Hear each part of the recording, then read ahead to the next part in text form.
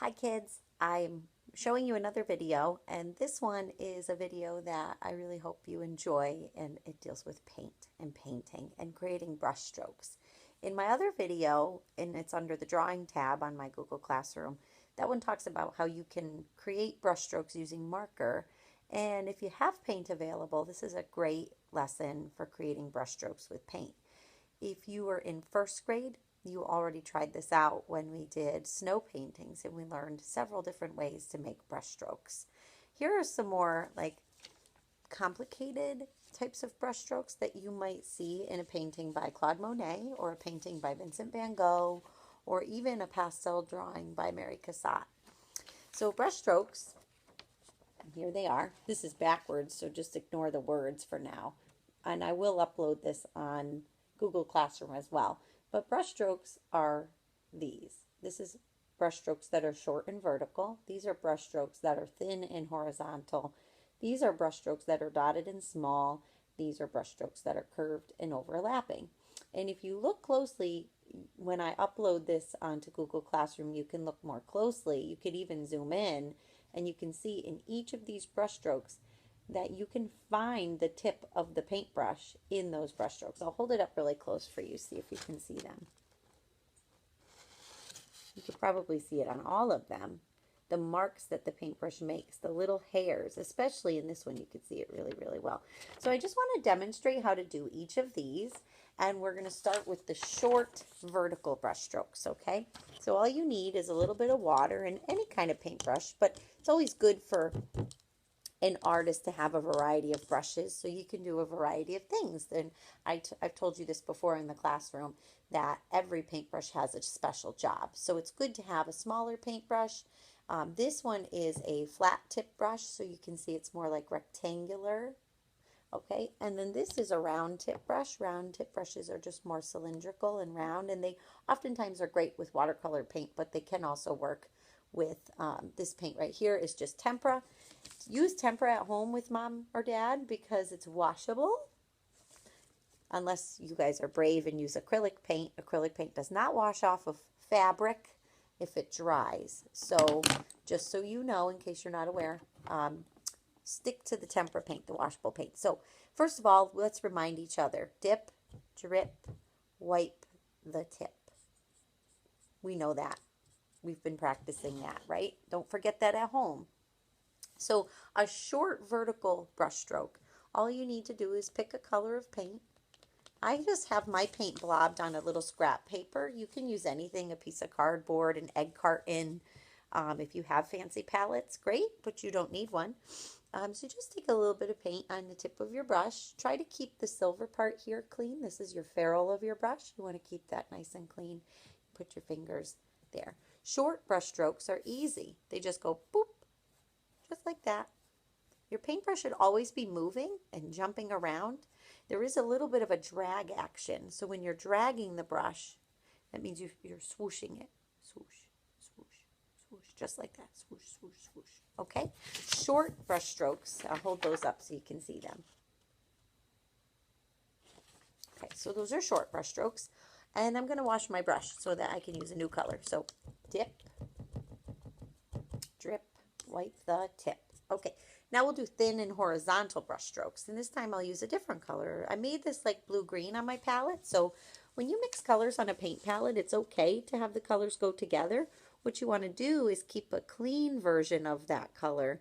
And I like to mix my paint on the side of it. So like I'll take a little bit of blue and bring it down. And I'll take a little bit of green from the side and bring it into the middle here. But I don't swoosh it the whole thing because what if I want some bright green later? Okay, so I'm mixing it in between. So I've got some nice like pretty teal color and I'm going to do thin horizontal marks now.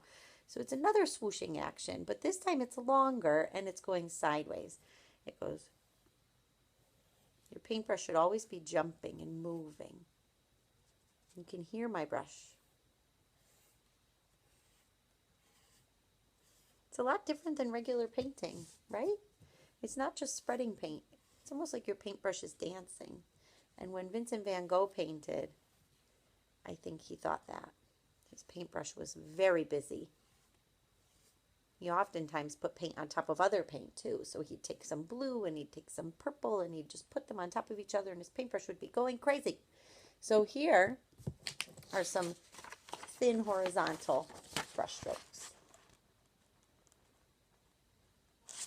Okay, so here goes. I'm going to dip, drip, wipe the tip and give you some dotted small brush strokes next. Don't forget to bounce your paintbrush in the bottom. Dip, drip, wipe the tip.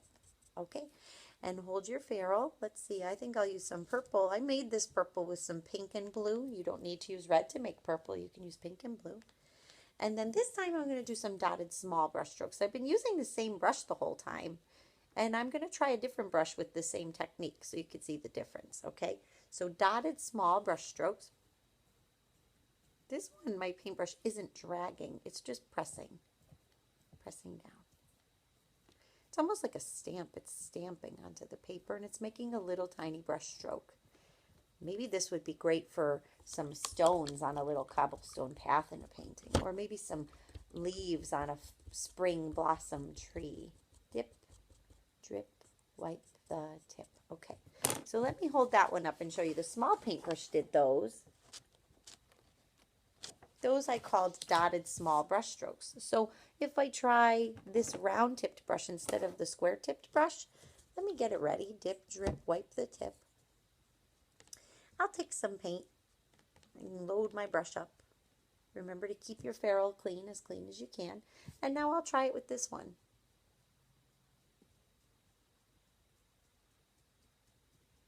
It's great to experiment with different color combinations. When you mix them, it looks a lot different. Ready?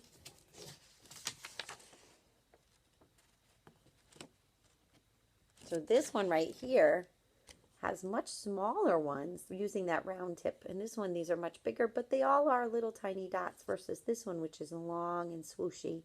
And this one you can see a direction, that they're all going in the same direction and they're repeating. Okay, the last one is a curved and overlapping brush stroke. I really hope you like this one.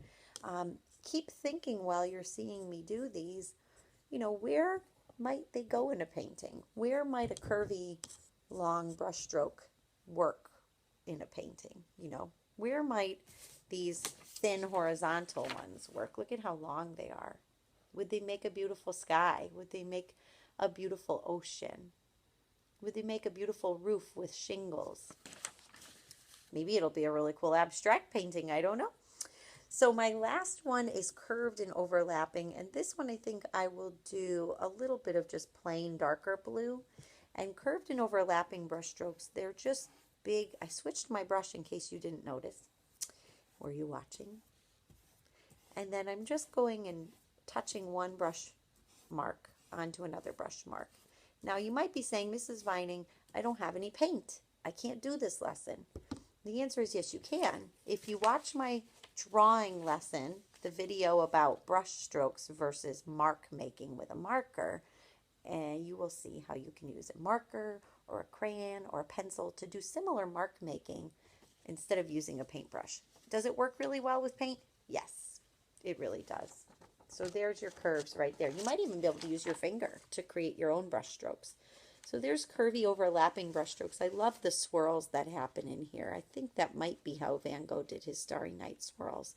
And just so you know, when you watch this video, inside of that same folder where I have painting lessons, you'll find some really great examples of some famous artists like Van Gogh's Starry Night and Claude Monet's Water Lilies, so you can get a closer look at how they use brush strokes in their paintings. You have to look closely.